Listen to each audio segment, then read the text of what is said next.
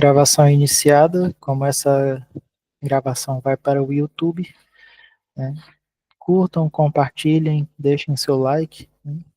Se inscrevam no canal, comentem, né, para ganhar engajamento aqui na nossa aula e também nos nossos conteúdos. Ajudem aqui o seu professor, ou para quem estiver assistindo no YouTube, ajude aqui o YouTuber, né? Que não é tão YouTuber assim, mas enfim, circunstâncias me fazem ser. Mas, começando aqui agora, a gente já está caminhando para uma mais da metade do curso, né? A gente tem 8 módulos nesse curso, né? A gente já começou a entrar no módulo 5, que vai falar justamente sobre a doutrina do homem. Esse módulo também vai ter 2 aulas, né? Vai ter separação entre 2 aulas. E a primeira parte aqui a gente vai falar justamente sobre doutrina do homem no que diz respeito, né, a questão da criação, relações e natureza humana, né? Existem outras coisas que a gente vai tratar em doutrina do homem, mas a gente vai acompanhar isso na próxima aula. Não vai ser ainda agora. Então, para que a gente não perca tanto tempo e também não fique divagando em tantas ideias, né, a gente vai começar aqui nossa aula.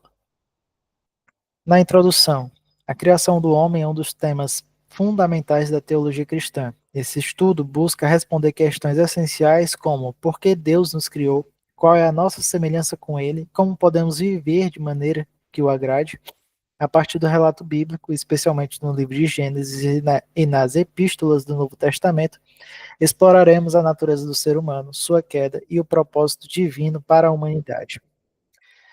Este estudo tem implicações práticas significativas, pois define como devemos nos enxergar e nos relacionar com Deus e com o próximo. A maneira como compreendemos nossa identidade influencia diretamente nossa ética, valores e ações no mundo. Por isso, entender a doutrina do homem é essencial para desenvolver uma vida cristã fundamentada e coerente. Entre as doutrinas fundamentais da igreja, né, a gente vai ter justamente uma doutrina que é voltada para a criação, que é a doutrina do homem. Mais popularmente conhecida entre os teólogos como antropologia bíblica, né? Antropologia, como alguns devem saber, é justamente o estudo do homem. Quando a gente fala de antropologia bíblica, é justamente esse estudo voltado para o conceito bíblico. Entre as doutrinas fundamentais que nós temos, seria a doutrina de Deus, né, a doutrina do homem, a doutrina de Jesus, a doutrina do Espírito Santo, isso quando há, né, uma separação. Desculpa, tive que soltar esse espirro. A doutrina de Jesus, a doutrina do Espírito Santo, quando há uma separação da doutrina de Deus, mas são doutrinas que são fundamentais para a fé cristã justamente porque elas nos relacionam, né, com o conhecimento bíblico daquilo que é o panorama inteiro, né, da Bíblia, seja sobre a criação, seja sobre a salvação, seja sobre o pecado, seja sobre a distinção, né, do plano divino, são doutrinas que fazem parte justamente do nosso fundamento, né, aquilo que vai nos alicerçar. Então, continuando aqui, falando sobre a criação do homem, né, o uso da palavra homem. O termo homem tem sido usado para se referir a toda a humanidade, homens e mulheres. Esse uso tem fundamento bíblico em Gênesis 5, 1 e 2, onde Deus criou o macho e fêmea e os chama de Adão. Isso nos ensina que Deus não fez distinção de valor entre os séculos a nomear a humanidade. O uso do termo homem é teologicamente significativo porque reflete a unidade da humanidade sob uma única designação, reafirmando que todos compartilham da mesma essência e dignidade diante de Deus. Além disso, a escolha divina de usar homem para se referir à humanidade pode indicar uma liderança representativa de Adão sobre a criação. Isso não diminui o papel da mulher, mas destaca um princípio organizacional que veremos mais adiante. essa terminologia também é reforçada pelo fato de que na genealogia bíblica e na narrativa redentora, Adão é frequentemente mencionado como representante da humanidade. Então, analisando um bocado de porquê que esse relato bíblico sobre macho e fêmea está aqui, né? Gênesis 5, 1 e 2, que diz o seguinte: esse é o livro da genealogia de Adão. No dia em que Deus criou o homem, criou o ser humano, à semelhança de Deus o fez. Deus o criou, homem e mulher, os abençoou e lhes deu o nome de ser humano, no dia em que foram criados. Isso aqui está na tradução NAA, né, que é justamente para mostrar o porquê que Deus ele utilizou, né, a nomenclatura de ser humano, né, para falar sobre homem e mulher. Não fez distinção no que diz respeito ao sexo humano, mas mais na frente a gente vai notar que existe uma distinção de funções, né? Então cada um possui a sua função. No entanto, sobre a lógica ou sobre a ótica da sexualidade não foram distintos, só mesmo por essa parte da nomenclatura. Continuando aqui, porque Deus criou o homem? Deus não precisava nos criar, mas nos criou para a sua glória. Está lá em Isaías 43 e 7, e também lá em Efésios 1, 11 e 12. Deus é autoexistente e autossuficiente. Ele não depende de nada ou de ninguém para sua felicidade ou existência. O relacionamento entre as pessoas da Trindade, Pai, Filho e Espírito Santo, é perfeito e completo desde a eternidade. Isso significa que a criação do homem não foi uma necessidade, mas um ato de livre amor e generosidade divina. A criação do homem reflete o amor divino. Deus criou o homem para ter um relacionamento com ele, para que pudesse experimentar seu amor e compartilhar a sua glória. Uma coisa que vocês devem lembrar, já no começo das nossas aulas aqui no nosso curso de teologia, é que eu falei muitas vezes sobre a questão do Deus relacional, né? Que ele não é um Deus que deixe de possuir relacionamento com o homem. E nas aulas passadas, mais especificamente na aula anterior, se eu não me engano, a gente falou sobre a questão de Deus ele ser esse ser autossuficiente que não tinha necessidade alguma de que existisse o homem para que ele continuasse sendo Deus, né? E por essa autossuficiência de Deus, ele não deixa de ser um Deus amoroso. Por que que ele criou o homem? E por que que ele criou o homem à sua imagem e semelhança? E quando eu digo imagem e semelhança, eu quero falar justamente sobre o conceito do imago Dei, né? Esse termo é utilizado muito na teologia para falar sobre a questão da imagem do homem a Deus, comparando com alguns conceitos, né, em que o homem ele se compara a Deus em certas situações. Não são situações que se relacionam com os atributos incomunicáveis de Deus, obviamente, né, são os atributos comunicáveis de Deus que nos fazem ter alguma significância ou até mesmo uma semelhança, mesmo que pequena, com a divindade.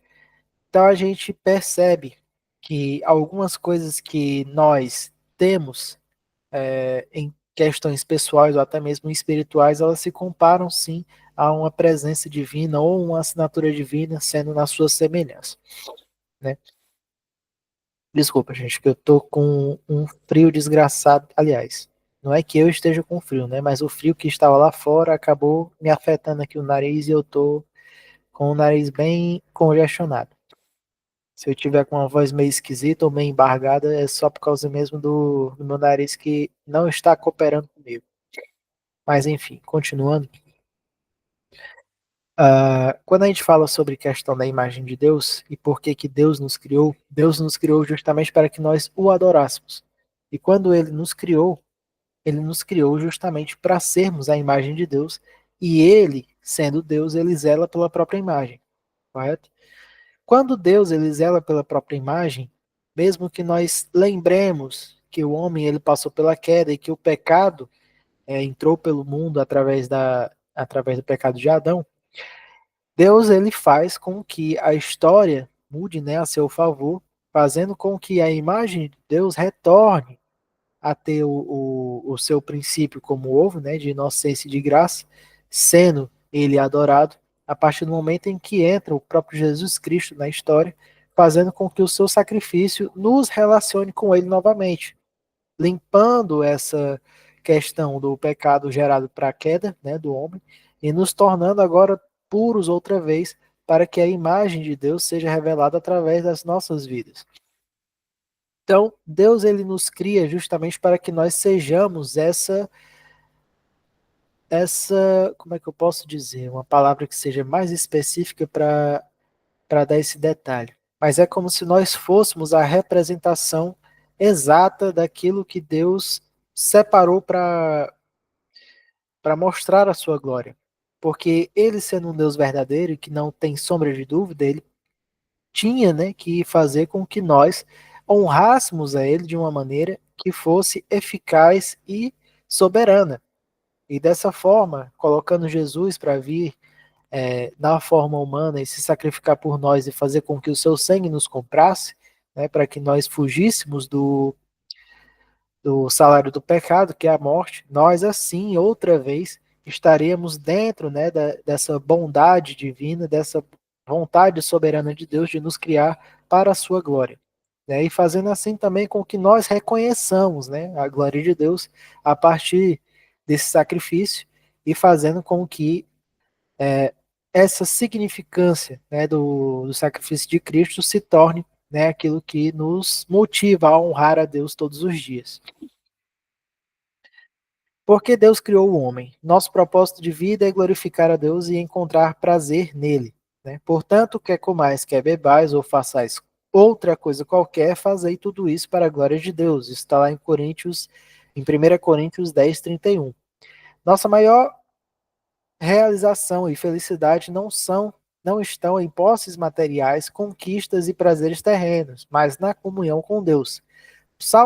O Salmo 16, 11 declara: Na tua presença há plenitude de alegria, a tua mão direita há delícias perpetuamente. Isso aqui é justamente para que a gente entenda que buscar a Deus não é um fardo, né? Mas sim a questão do prazer que nós devemos encontrar em Deus, justamente aprendendo a nos relacionar com Ele. Né? Deus ele cria, né, o homem para que o homem entenda como é a relação dele, do Espírito Santo e do Filho, né? Ou seja, dele, do Espírito Santo e da própria autoridade, porque nós já entendemos anteriormente que a personificação da autoridade divina, a personificação da autoridade de Deus é a imagem de Jesus, né, a pessoa de Jesus. Então nós entendemos, né, que esse relacionamento dos três, na triunidade divina, ou na trinidade divina, ela se propaga a partir do momento em que ele cria o homem e o homem tem, né, o relacionamento com a mulher, para que assim eles entendam como funciona o relacionamento íntimo, né, entre si, e assim nós entendemos justamente como funciona o amor de Deus para com o homem, o amor de Deus para com a criação. Isso até fazendo com que a gente entenda sobre o conceito do homem e da mulher no relacionamento matrimonial, né, onde nesse matrimônio se geram os frutos, né, do matrimônio, e o fruto do matrimônio geralmente são os filhos. Os filhos são a personificação da cocriação divina. Nós nos fazemos parecidos ou semelhantes a Deus nesse quesito, porque Deus ele cria o homem e dessa criatura ele faz um relacionamento. E nós, quando temos nossos filhos, nós nos tornamos uma semelhança divina, porque nós nos tornamos co-criadores também. Então, nós criamos uma nova vida, e assim nós nos relacionamos com essa nova vida, e o amor que nasce dessa relação faz com que a gente entenda ou perceba como se relaciona esse amor de Deus com a sua criação. E é dessa forma que Deus ele se apropria, né, dessa vantagem para que a gente entenda como nos relacionarmos com Deus ou como entender esse relacionamento de Deus para com a humanidade. Passando para o próximo. Essa verdade deve moldar as nossas vidas, nos levando a buscar viver de maneira que glorifique a Deus em tudo que fazemos. Isso significa obedecer aos seus mandamentos, praticar a justiça, amar ao próximo e desenvolver um caráter conforme o de Cristo. Isso é muito óbvio, né? Eu não preciso explicar muita coisa aqui. Seguindo aqui adiante, a gente vai falar agora sobre o homem é a imagem de Deus, ou, agora dando uma interpretação mais específica sobre o Imago Dei, né, que é a frasezinha que a gente entende, né, em latim para tratar da teologia sobre a imagem de Deus. Significado da imagem de Deus. Ser feito à imagem de Deus significa que o homem é semelhante a Deus e o representa. Diferente de toda criação, que reflete a glória de Deus de maneira passiva, o homem foi feito para refletir ativamente o caráter divino através de suas ações e relacionamento com o Criador. Como é que isso vai se relacionar com a semelhança com Deus, né? A partir desses quesitos aqui, né? Os aspectos da imagem de Deus no homem. Primeiro é a moralidade, onde o homem tem um senso inato do certo e errado, que reflete o caráter moral de Deus. Segunda, racionalidade, a capacidade de raciocinar, planejar, aprender, criar, reflete a sabedoria de Deus. E terceiro, a espiritualidade, o homem é capaz de se relacionar com Deus e buscar um propósito maior. Quarto, domínio sobre a criação, Deus nos fez. Aliás, Deus deu ao homem autoridade sobre o mundo criado, está lá em Gênesis 1 e 28, e a gente já sabe disso, é algo que é inerente para qualquer crente saber sobre essa passagem. E o último é a criatividade. Assim como Deus criou o universo, o homem tem a habilidade de criar, seja arte, tecnologia e cultura, nós somos dotados dessa capacidade de criar justamente porque é um dos aspectos que se relacionam com a semelhança divina, né? Deus, como ele é capaz de criar e como ele é capaz de ser, um ser completamente criativo, esse detalhe também foi transmitido a nós, como se fosse uma herança por DNA, por assim dizer.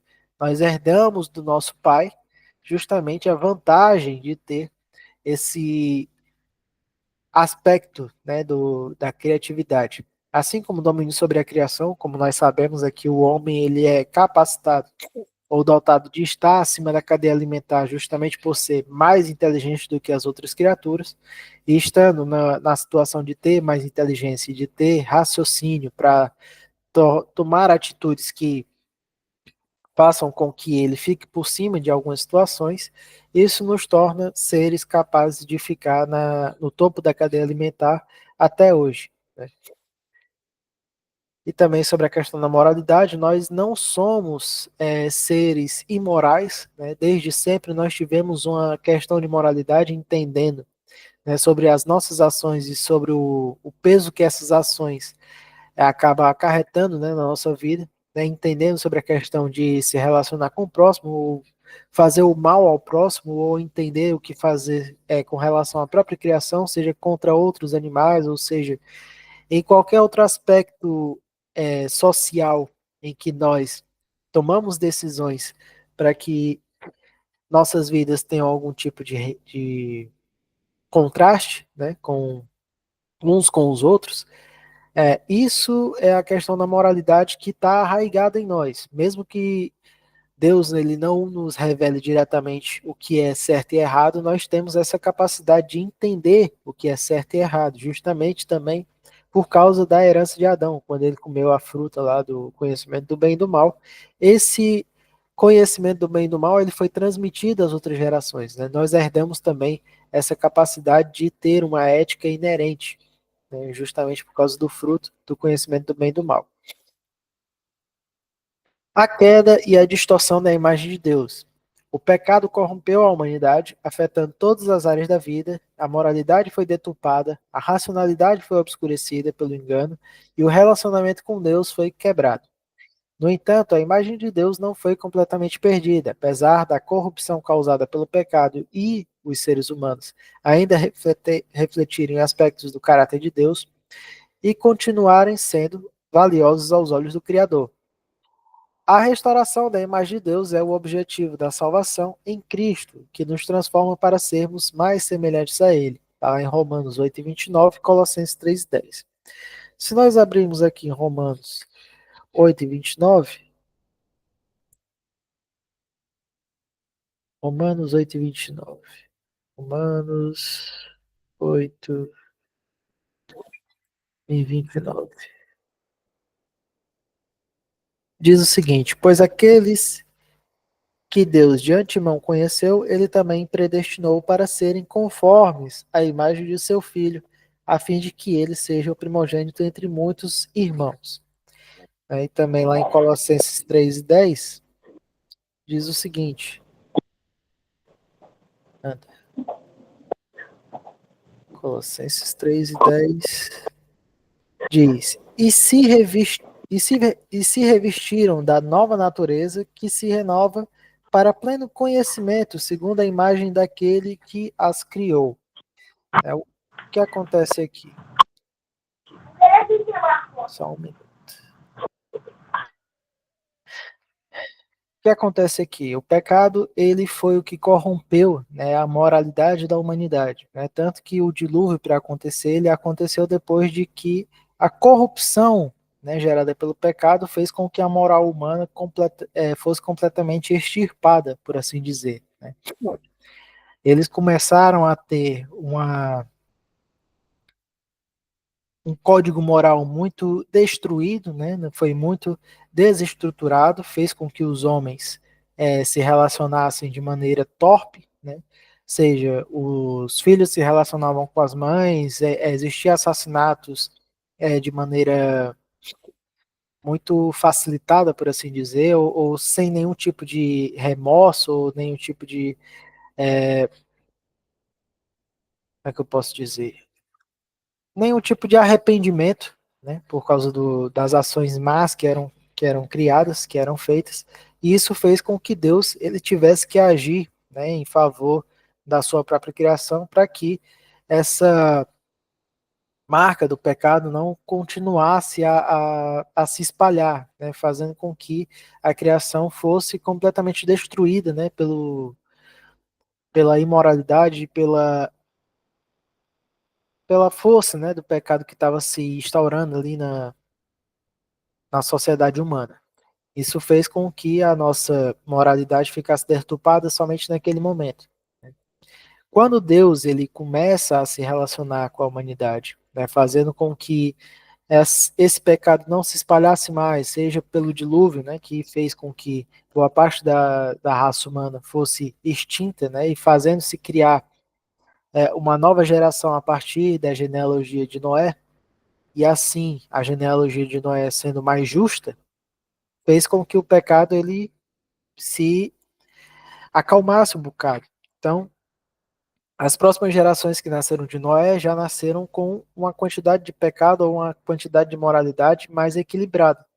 Isso porque agora a geração de Noé já carregava um senso de moral, um senso de justiça que era mais visível, mais controlado, ou seja, que foi ensinado de maneira fundamental, né? Fez com que as outras gerações tomasse conhecimento dessa forma de se comportar e não gerassem novamente o comportamento que existia antes do dilúvio. Isso fez com que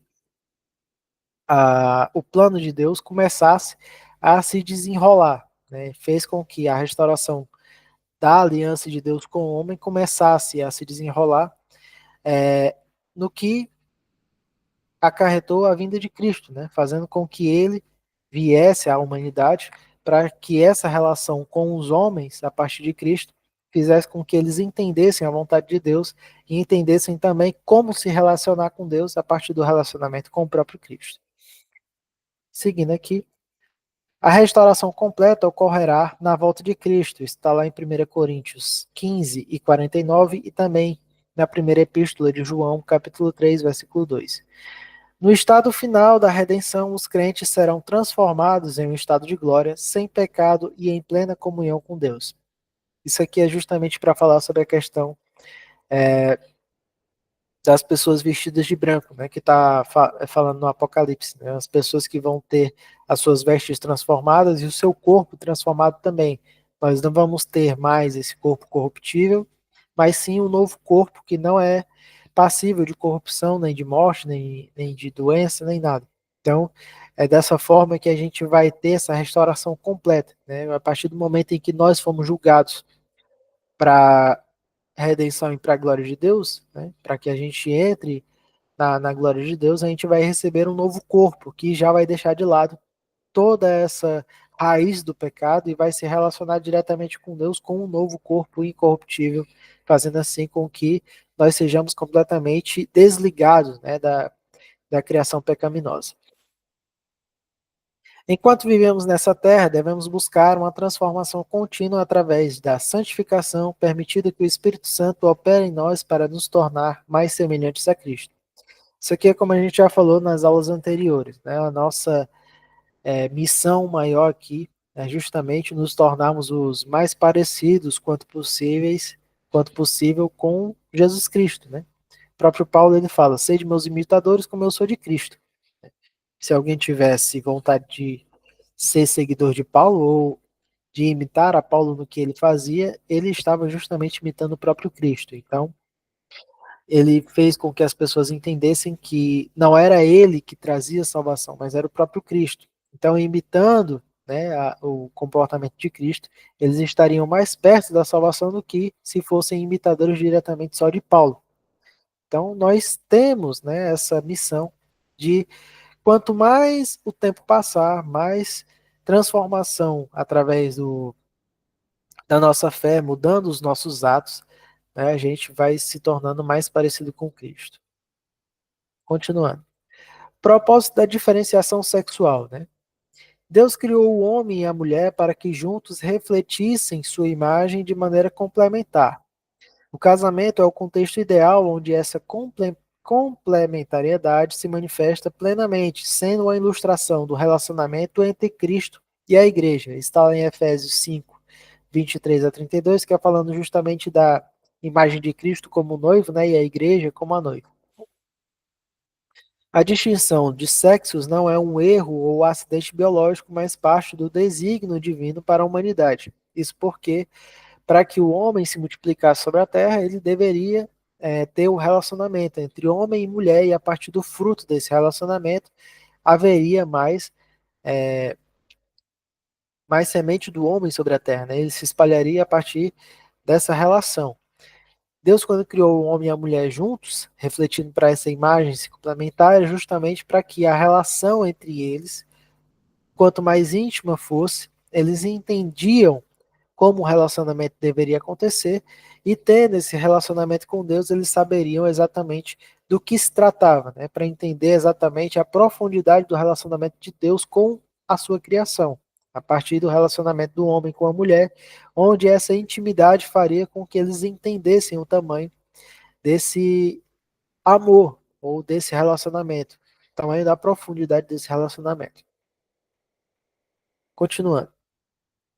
Homens e mulheres são iguais em valor e dignidade, pois ambos foram criados à imagem de Deus. Entretanto, há uma distinção nas funções de cada um, tanto na família quanto na igreja. O homem tem um papel de liderança, enquanto a mulher tem um papel complementar de auxílio e cooperação. Isso está descrito lá em 1 Coríntios 11, 3 e também em Gênesis 2, 18. Nós entendemos a partir desses textos que o homem ele recebeu, né, uma designação de liderança justamente por se tornar o cabeça do lar, né? O homem é o cabeça do seu próprio lar. Ele é o líder, né, da sua família. Mas o cabeça do homem é Cristo, né, fazendo com que ele perceba que existe uma autoridade maior sobre ele. Abaixo de Cristo, a autoridade do lar, ela é entregue ao homem, né, como uma responsabilidade designada pelo próprio Deus. E a mulher, ela é a cooperadora, né? O homem sozinho, ele não consegue tomar conta de todas as coisas. É tanto que nós percebemos que as mulheres têm uma capacidade infinitamente maior de ser um multitask, né? Multitask que eu digo é gerenciar várias coisas ao mesmo tempo. Você coloca um homem para fazer isso, você percebe que entra em parafuso. Em poucas vezes você vai ver um homem que consegue fazer três coisas ao mesmo tempo, enquanto uma mulher consegue fazer isso de maneira divinal. Isso aí é fato, né? Não dá para negar isso aí. Então nós entendemos que a forma da mulher cooperar é ainda mais eficaz do que a forma do homem cooperar. Então é por isso que a designação da mulher na criação é justamente ser a cooperadora do ministério do homem. né? O homem, como cabeça do lar, como liderança do lar, ele é aquele que vai trazer o suprimento do lar, o que vai representar esse lar, o que vai ser o sacerdote desse lar, enfim, é o que vai tomar a frente em situações em que precisem de uma decisão mais sensata ou lógica, né? Já a mulher, ela é aquela que vai tomar conta do lar, justamente no ensino das crianças, justamente na manutenção do lar, justamente na manutenção até do próprio marido, porque o bom marido, ele só se torna um bom marido quando a esposa é sábia o suficiente para fazer com que esse marido consiga se encaixar no molde, né? Porque tem mulher que praticamente esquece, né, que boa parte do semblante do marido, da representação do marido, é muitas vezes a boa gestão que ela faz no lar, né? Quando ela consegue ser uma boa gestora do lar, o marido ele vai seguindo esse raciocínio. Então ele se torna uma representação sensata e se torna justamente aquilo que ela espera de um líder para o seu próprio lar, fazendo assim com que ela tenha, né, do seu lado um homem forte, fazendo assim com que ela seja a representação dessa força, porque é ela que toma conta da situação. Ou seja, atrás de todo homem muito forte, existe também uma mulher muito forte. Né? Isso quando se trata de um homem casado, né? Por exemplo. Eu não posso dizer que um homem solteiro que é considerado forte tem uma mulher forte do lado dele, se ele é solteiro. Isso é uma lógica óbvia. Mas para todo homem que procura um sucesso na vida, boa parte do sucesso vai acontecer se existir um conjunto, né? Se existir um time. E geralmente o time ele é formado quando há um time bem inteirado, né? Um time que se esforça para crescer junto, que se esforça para se conectar, para se ajudar, para se estabelecer. Então, nós notamos que o homem que possui um sucesso muito grande, ele sempre tem ao seu lado uma pessoa que ajudou a trilhar esse sucesso, né? Porque nós sabemos que o caminho de sucesso de qualquer pessoa ele é cheio de altos e baixos. E nessas situações de baixo, né, sempre tem alguém que sustenta nessa pessoa que está precisando de um apoio. E sempre quem está nessa situação geralmente são as mulheres. As mulheres elas têm, né, essa capacidade de apoiar o homem justamente porque elas conseguem enxergar a situação de uma maneira mais multifacetada, enxergando é, soluções onde o homem muitas vezes não consegue enxergar, justamente porque o homem ele é realmente essa coisa tapada. Tapada que eu digo não de não entender situações de maneira lógica, mas de olhar a situação somente de um ângulo. E a mulher não, ela consegue perceber tantos ângulos ao seu redor que começa a sugerir, né, situações em que o homem vai conseguir se estabelecer, né, vai conseguir ganhar o seu espaço ou ganhar uma forma de sair daquela situação ruim. É por essa é por isso que os homens eles conseguem trilhar caminhos de sucesso quando tem alguém que realmente quer o sucesso dele do seu lado. É por isso que o homem ele deve saber escolher a sua parceira, sabendo escolher justamente uma pessoa que queira crescer junto com ele e que tenha, né, capacidade de aguentar certas situações em que ela vai ser o apoio para o homem e que o homem vai ter situações de fragilidade em que ele precisa, né, dessa presença que vai realmente apoiar esse homem. Então, nós entendemos que os papéis do homem e da mulher são muito bem estabelecidos nesse quesito. A mulher ela é o, o ápice do fundamento, né, do lar, e o homem ele é a força desse lar, é a representação da cabeça que está sobre ele, a presença de Cristo, fazendo com que ele seja o sacerdote desse lar e também a liderança, né, da sua família, seja sobre a sua mulher ou seja sobre os seus filhos, porque a autoridade desse homem que vai se tornar um pai, ou que já é um pai, ela é reconhecida através dessa presença, né, que ele tem junto com a família e também de se doar pela sua família, tanto que o próprio Jesus ele se doou pela igreja, né, ele fez com que o seu corpo padecesse e o seu sangue fosse tomado como Novo Testamento, né, fazendo com que esse sacrifício fosse tomasse um significado muito grande justamente para essa essa imagem, né, do noivo e da noiva, né? Ou seja, o homem ele tem que se doar pela sua esposa da mesma maneira que o próprio Jesus se doou pela igreja, né? Fazendo assim com que fosse capaz de enfrentar até mesmo a morte para defender, né, a pessoa que ama. Então é dessa forma também que o homem ele tem essa capacidade de geralmente se entregar muito mais muito mais fácil do que as mulheres, por exemplo. Não pela fragilidade. Eu sei que uma mulher, mesmo com a sua fragilidade natural, muitas das vezes ela consegue ser forte o suficiente para se sacrificar pela sua família. Mas o homem, ele tem isso já meio que automático nele. É sempre a chave que está virada que faz com que ele diga assim, não, pode fazer comigo que eu aguento, né? Eu vou tomar a frente, não vou deixar minha família desamparada, né? Eu vou tomar as dores, né? É sempre isso que o homem faz, porque é isso que está automatizado na cabeça dele. Parece que está sempre colocado essa informação no seu slot de memória, né? É como se ele simplesmente seguisse o seu instinto. Agora, seguindo aqui a nosso slide, a gente vai falar também sobre casamento e família, né? Casamento é uma instituição divina que une um homem e uma mulher em um relacionamento de aliança. O marido deve liderar sua esposa com amor e sacrifício, assim como Cristo amou a igreja. A esposa deve respeitar e apoiar o marido, reconhecendo seu papel de liderança. Não preciso explicar muita coisa a partir desse slide, porque a gente já explicou muito, né, sobre isso no slide passado. Então, continuando. Conclusão. Doutrina do homem nos ensina que fomos criados por Deus para refletirmos a sua glória. Apesar da queda, Deus nos oferece redenção em Cristo e nos chama a viver em santidade. Devemos buscar constantemente restaurar essa imagem divina em nossas vidas através do estudo da palavra, oração e comunhão com Deus. Não tenho que explicar também muita coisa sobre isso, porque a aula toda a gente falou sobre isso, então a gente não vai ficar sendo muito repetitivo nesse quesito. Agora, se alguém ficou com alguma dúvida ou quer acrescentar mais alguma coisa, o momento é agora, né? Está aberta aí a oportunidade. Quem quiser falar alguma coisa, quem quiser tirar uma dúvida, é só falar.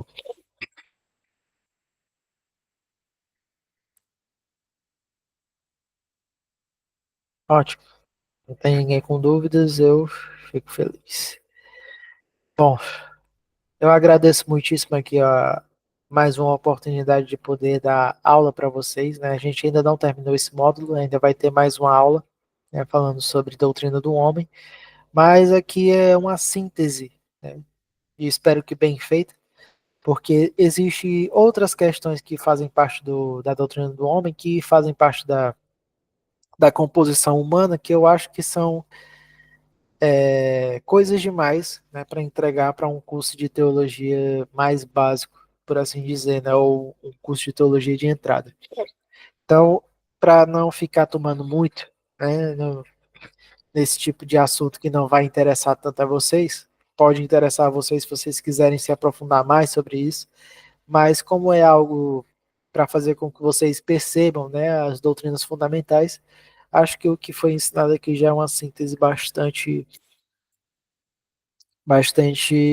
completa, né? Apesar de ser só a primeira parte, a segunda a gente também já vai entrar em outros assuntos que vão ajudar vocês a entender um pouco mais sobre a doutrina do homem.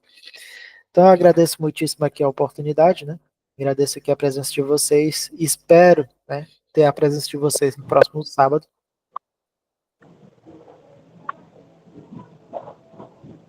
A paz do Senhor a todos, então. Até o próximo sábado. Boa noite, paz a todos. Boa aula. Paz. Paz, Eloy. Paz. A paz. A paz.